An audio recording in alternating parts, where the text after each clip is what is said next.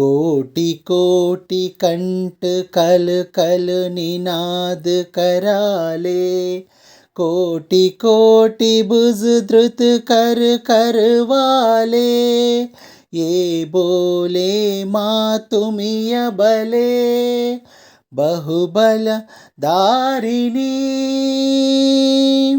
नमामि तारिणी, रिपुदलवारिणी मातरं वन्दे मातरम्।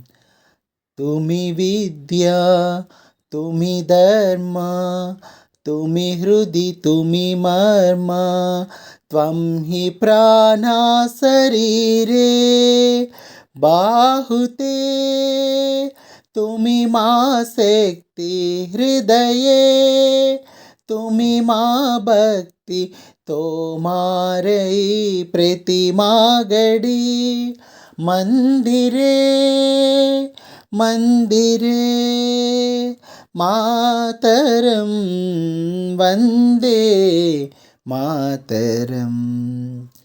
त्वं हि दुर्गा दश प्रहरणधारिणी, कमलां कमलदलविहारिणी, वाणीं विद्यादायिनी, नमामि त्वां नमामि कमलां, अमलामतुलां सुजलां सुफलां मातरं वन्दे मातरम्।